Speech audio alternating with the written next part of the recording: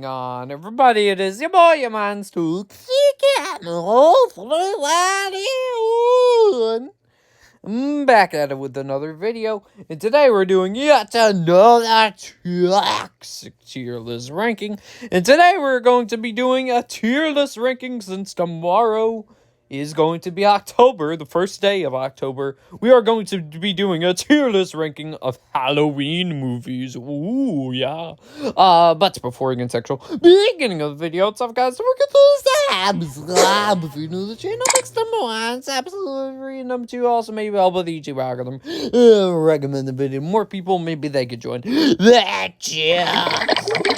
And do feel free to comment your list down below. But with that being said, guys, let's grind to it. And let's go. And also, I did not make this tier list, someone else did, so shout out to them. Excuse me. And before we start ranking things, here are the tiers. So we have best of the best, which means they're like a perfect Halloween movie, and you must watch it every single Halloween, no matter what, and they are amazing. Great means they come close to best of the best, but there's like a minor thing holding it back. It is not all the way perfect, but I still love it.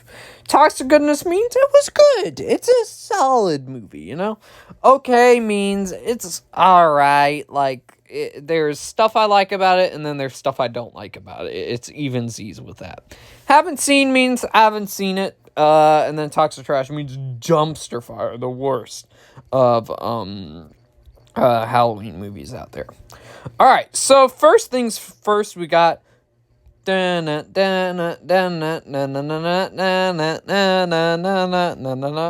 you something strange in the neighborhood.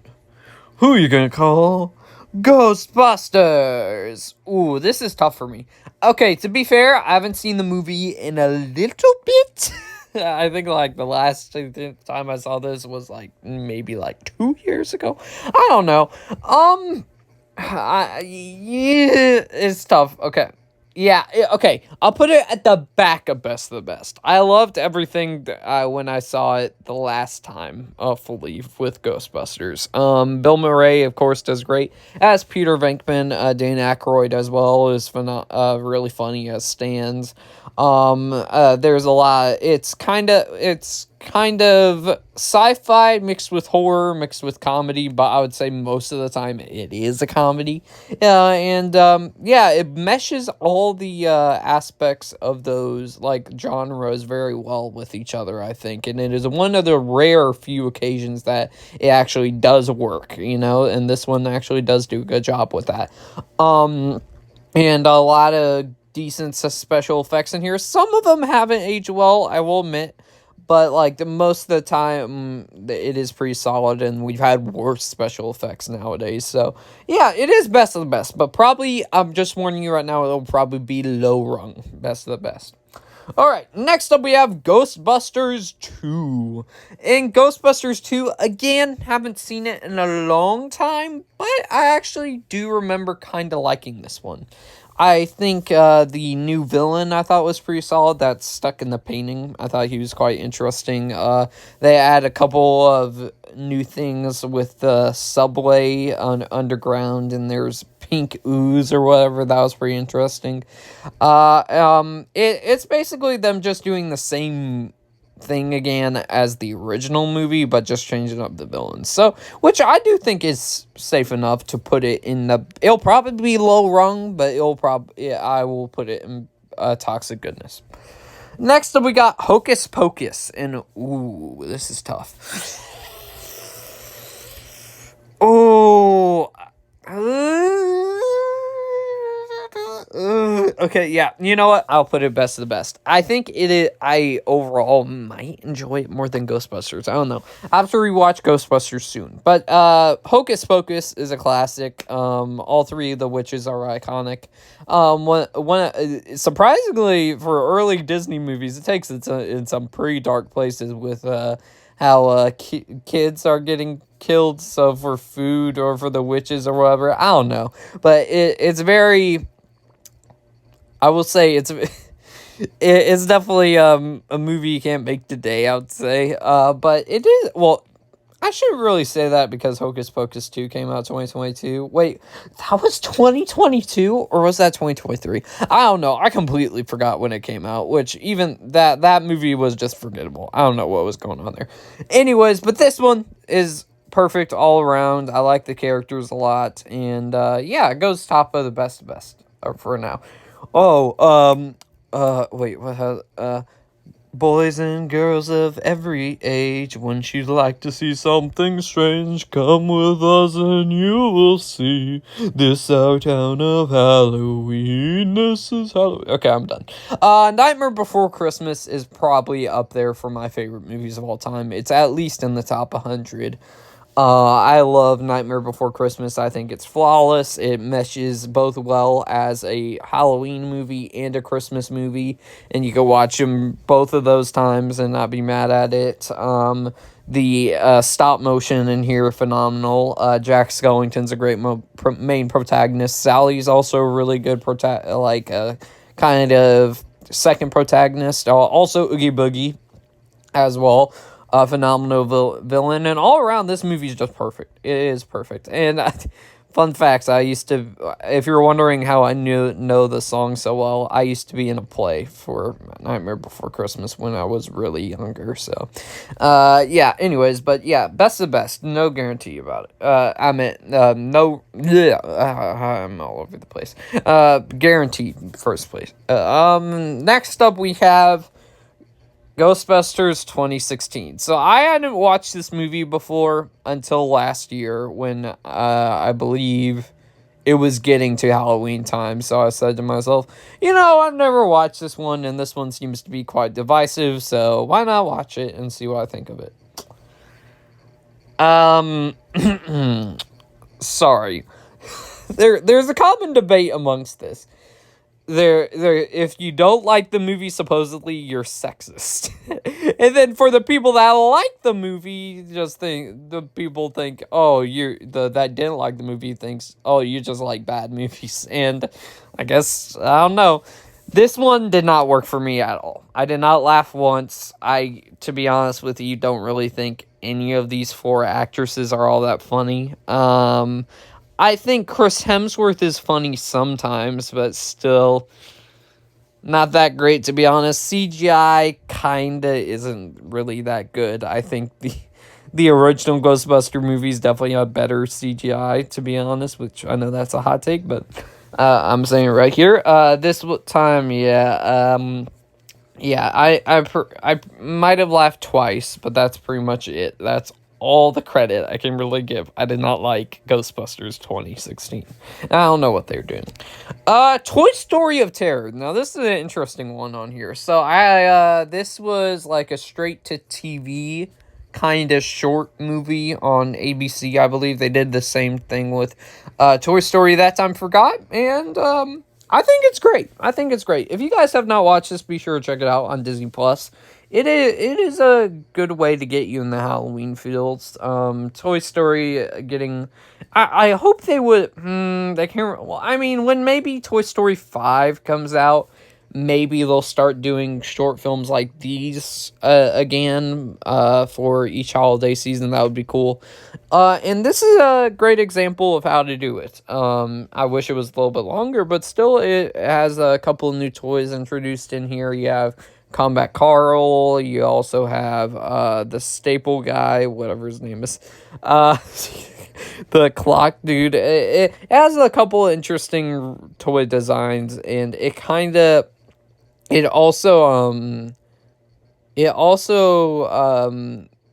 kind of spoofs moments from Psycho too, which I think is really cool. So it goes great. I just wish it was a little bit longer, so it's a full-fledged movie, but they didn't do that, unfortunately. Next up we have Coraline, and I watched this for the first time last year, and I've been kicking myself in the foot for not watching it as soon as I did, because this movie is phenomenal. Probably the second best stop-motion movie for me personally. Coraline, great main protagonist. I'm very surprised this is PG because this is a pretty creepy kids movie. I will admit the stop motion's really excellent throughout the movie. All the designs for like the creatures and such for this world I thought were interesting looking with of course the parents with the button eyes and there's a lot of creepy imagery in here for kids. But I think it's 5 stars. I love Coraline. I could have saw it in August on the big screen because they re-released it in theaters, but we just didn't end up seeing it, unfortunately. But I still love Coraline, even though I didn't see it in theaters. Corpse Bride. Now, keep in mind, I've only seen this once, and that was a long time ago. But from what I remember, I do remember it being great. I think the relationship between these two characters I thought was pretty charming. Johnny Depp and Helena. I think Helena Bonham Carter voices the bride, right? Another great stop motion movie, and yeah, it goes great. Next up, we got I don't know what happened there. Ignore that. Well, oopsies. Next up, we got Halloween. Okay. Okay. I haven't watched any of the Halloween Town movies yet. I have them, I just haven't watched them yet, okay? I'm sorry for the people screaming at their screen right now. I haven't seen them yet, okay? Next up we have Frankenweenie. And Frankenweenie, I remember being also a great stop-motion movie. All of Tim Burton's stop-motion movies, I think, are all four great. I think I just prefer some over others, like Coraline, Nightmare Before Christmas, I would say. I prefer over Frankenweenie and Corpse Bride, but all four of them are, like, really solid, so, or even more better, so, yeah, goes there. Paranorman, okay, Paranorman, I haven't seen it either, okay? Keep that in mind. Next up we have Haunted Mansion from 2003, I think? Okay, and look, I think a couple of people don't. I'm pretty sure not a whole lot of people like this movie, but I grew up with this one, watching it countless of times when I was younger, so I have a certain nostalgia point for it. I do admit I think the 2023 remake is a lot better, but this one I still have a kick out of. I'll put it Toxic Goodness. I think it has probably it might have the better villain out of the two Haunted Mansion movies. I don't know. I'd have to think about it. But Terrence Stamp does a phenomenal job as the villain, particularly Ramsley. I think he does a great job. The special effects, I'm mixed on because there's one instance where the CGI does not look good at all, and it involves Eddie Murphy looking into a mirror. That's all I'll say. Just don't want to spoil it for any of y'all. But the actual CGI for the ghosts, I didn't think was that bad, to be honest. So, yeah. Also a lot of other cool characters in here too, like Madame Leota is really fun in here too, which she's played by Jennifer Tilly, aka Tiffany from the Child's Play franchise, which I never realized until watching it a little bit older, and I was going, hey, that's Tiffany! Oh, wow, I didn't even know that. So that's pretty funny to watch back on. Master Gracie as well was a good protagonist, and Eddie Murphy, he's playing himself. He does do good with the serious moments, too. But most of the time he just plays himself. But when he does the serious moments as Evers, I forgot what his full name was, but Evers, he still does decent. So I'm putting it Toxic Goodness. I think it's overrated. And it's just a little biased because I grew up with it. Goosebumps. Want to talk about a movie? As soon as I bought it, I rewatched it quite a bit. Goosebumps goes, ooh, this is tough. Okay, I'm going to rearrange this. I think I'm going to put this right here. And I'm going to put that. Ooh, that's tough. Okay, we're going to put it Toxic Goodness. If you were asking kid me when I was younger, I would probably put this best of the best. Because I'm not even kidding. I literally watched it every single day for like a week straight because how much I enjoyed the movie. I think there's a lot of funny moments throughout the whole entire movie. I think Jack Black does a great job as R.L. Stine, Slappy, and the Invisible Boy, specifically Slappy. He does a really funny job with, and all the comedy in here I think is really funny too. And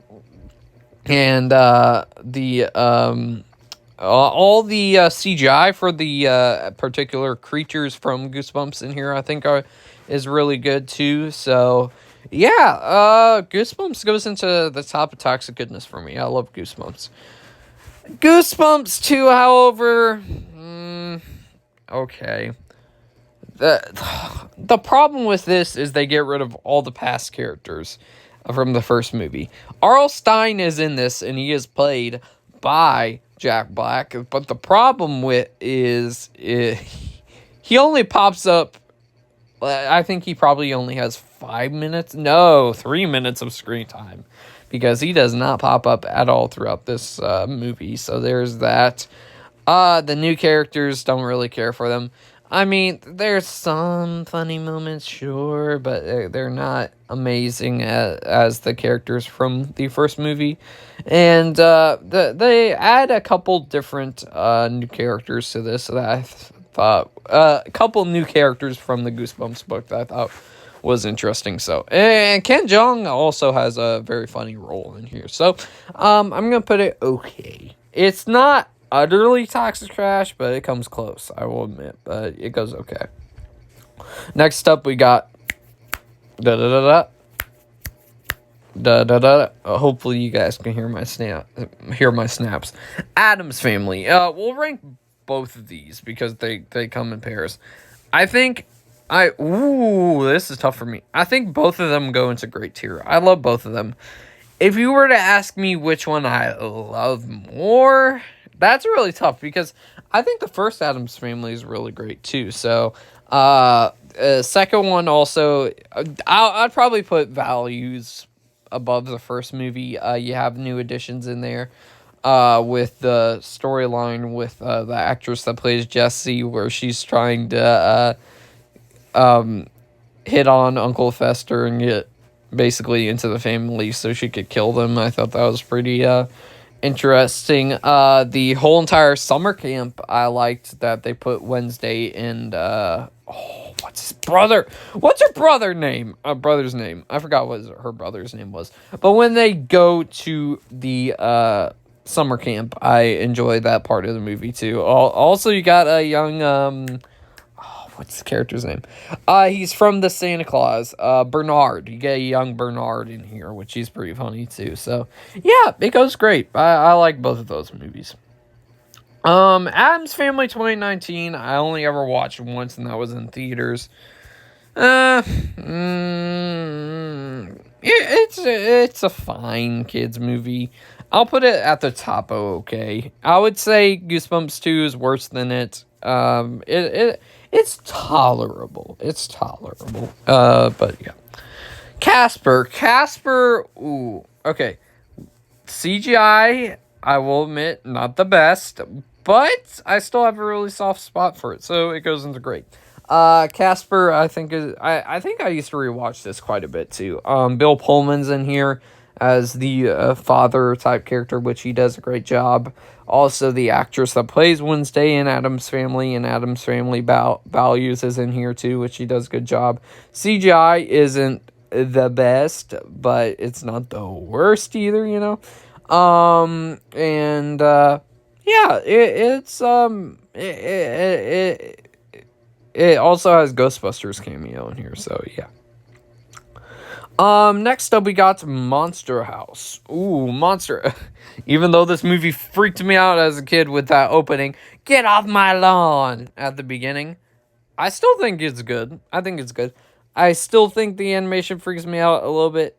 And, it's a little weird that it is a kid's movie, I must admit. This is kind of... There's only been ever 2 movies that freaked me out a whole lot when I was younger as a kid. Monster House and Polar Express. Polar Express, it's just that one puppet sequence that always freaked me out when I was younger. This is another example with the "Get Off My Lawn" sequence in the actual house itself. It's solid. Would I say it's probably one of Sony Animation's best. Maybe. But I haven't rewatched it in a long time. So yeah. Next up we got the Hotel Transylvania series, which I'll rank them each separately. Hotel Transylvania 3, okay. I thought it was the weakest out of the trilogy, but it's not a terrible kids movie, so I'll put it in the middle there. Hotel Transylvania 1 and Hotel Transylvania 2. If you would have asked me when I was younger, I would have probably put Hotel Transylvania 2 as the best in the franchise, but I actually came around to love Hotel Transylvania 1 even more, so I'm going to put it at the top of Toxic and a solid little trilogy for the family, but it's not amazing or anything. So, it's The Great Pumpkin, Charlie Brown. Hopefully my mom's not watching this because I bet she's going to go like, no, you put it that low. I mean, I'll put it great. The best of the best I'm saving for, like, all-timers for me personally. But, it is a classic. You gotta watch every single Halloween. So, I think I actually prefer the Thanksgiving Charlie Brown and the Christmas one a little bit more than this one. But it's still solid. So, it goes there. Practical Magic. I've never heard of this movie in my whole entire life. So, it goes there. Is that Sandra Bullock and Nicole Kidman? Interesting. Next up, we have a movie. We'll say that. And if you don't get the joke yet, you haven't been introduced into pop culture. That's what I'll say. But Beetlejuice. Okay, that movie goes right there into the great tier. I think Michael Keaton does a great job playing the evil genie type role played in here with the title of the movie. Alec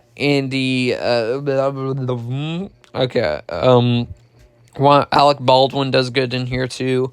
The practical effects I think are really cool. How they add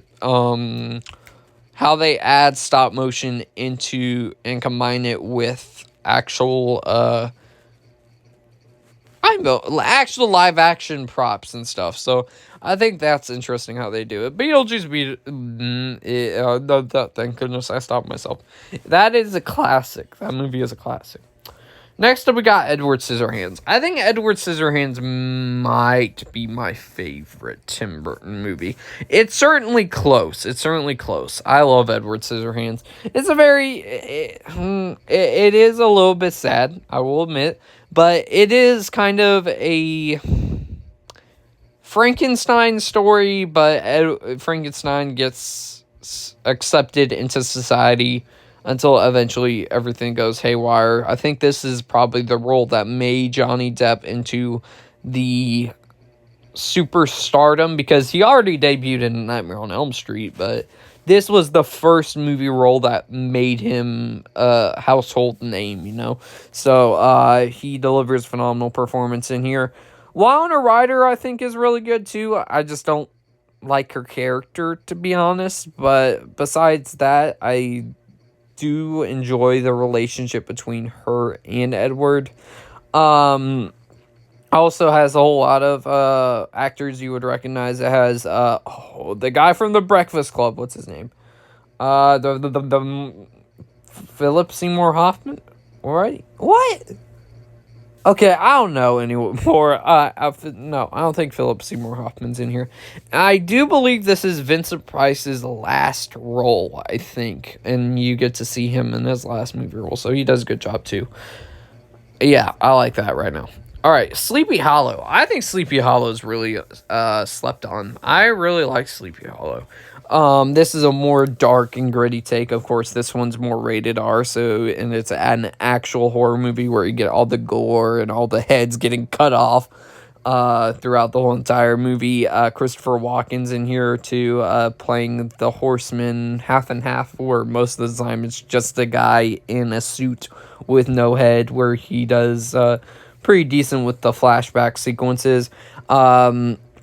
Johnny Depp also does a great job as the Ichabod Crane, but they add yet another stereotype that I do not like with the whole entire daddy issues storyline. They add that with him again, which this is the second Johnny Depp character that they've added that.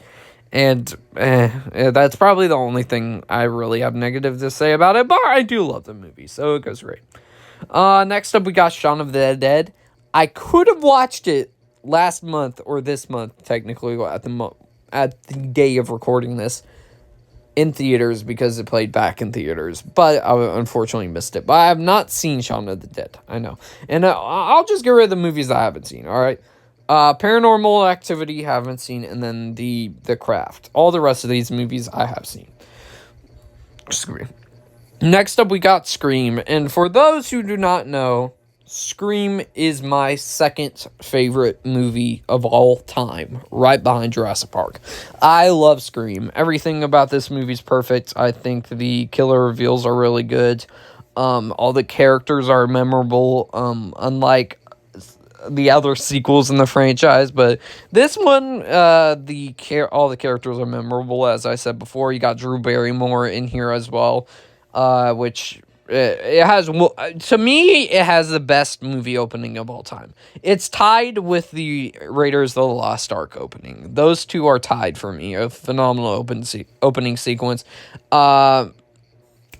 Matthew Lillard as Stu Macher, one of my favorite characters of the Scream franchise, does a phenomenal job. Also, Sidney Prescott, one of the best final girls in cinematic horror movie history.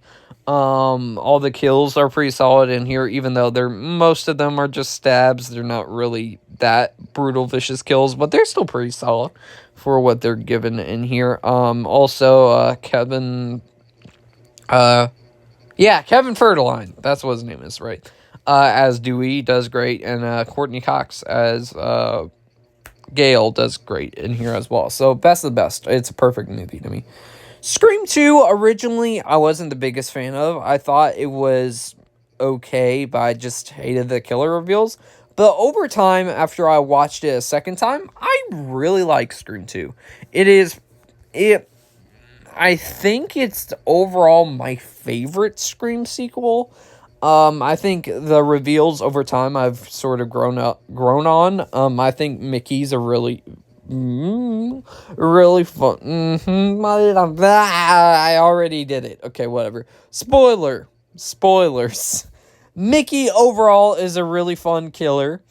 And also Mrs. Loomis, originally I wasn't the biggest fan of, and she's still probably at the bottom of my Scream list. She's at least in the bottom 10 for killers, but she's still solid in here. And she basically kicked off that first reveal of, oh, I'm a family member. So she is a little interesting, I will admit. All the kills are, I think as the Scream franchise goes along, I think the kills increase a little bit better, particularly when 4, 5, and 6, that's when the kills get a lot better, and this one improves a lot. Also, the opening sequence in here as well at the movie theater, I think, is really cool too. So yeah, it goes into great tier. I'm gonna save that one for last. Next up, we got Poltergeist. I'm going to go right up into best of the best. I had not watched Poltergeist before until last year or 2022, I believe. And I loved Poltergeist. I should have watched it sooner because everything about it was awesome. All the special and practical effects are really cool. I think this movie nowadays would be rated R, but luckily back then in the day it got a PG ranking, not ranking. A PG rating. So, all the characters are memorable in here. There's a lot of memorable sequence throughout the whole entire movie, particularly the clown sequence, the clown doll sequence, the tree too, and best of the best. Young Frankenstein. I've watched this. I've seen glimpses of it when I was younger. Then I watched it fully for the first time, and I think this is one of Mel Brooks' best. It is really funny. It's more of a comedy take on Frankenstein instead of horror, obviously. Gene Wilder does great as Dr. Frankenstein in here. did I just say Dr. Frankenstein? Did I really say that? Dr. Frankenstein. There you go. The dad from Everybody, no, the grandpa from Everybody Loves Raymond does good in here as the monster too. And there's a lot of funny moments throughout. So Young Frankenstein goes into there. Oh boy, oh boy, oh boy. Okay. I would just like to point out, if this movie comes on demand, I will rewatch it again to get a new set of eyes. And I will admit, originally, when I saw this, I did not like it, okay? But over time, when I thought about the movie more, I think it is actually... Hold on a second. It is decent. However, I'm gonna put it in the decent category. Hear me out, hear me out. I just thought the movie was very slow and repetitive. However, I think the characters are really good. I think that the cinematography for the time was really good. I think that all the story itself is good. All the mystery and lore with Michael Myers, of course, is really good too.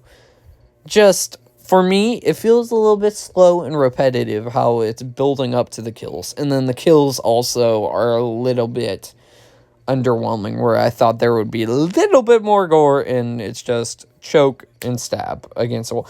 That's the only kill I would say that's awesome in here, is when Michael Myers stabs the person to the wall and they get stuck there. I think that's a cool kill. I will rewatch it this month if it's on demand and see maybe if I like it more, okay? But I would also just as well want to point out that my friends hate this more than me, okay?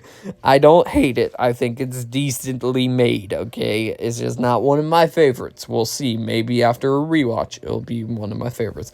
Why I was just clarifying was because I know a whole lot of people in the Halloween fan base can be a little toxic sometimes from, I've heard from one of my YouTubers. So I'll put it there. Anyways, guys, I hope y'all enjoyed this toxic tier list ranking of all these Halloween movies. Be sure to let me know what your list down below. With that being said, guys, I'll see y'all next one, everybody.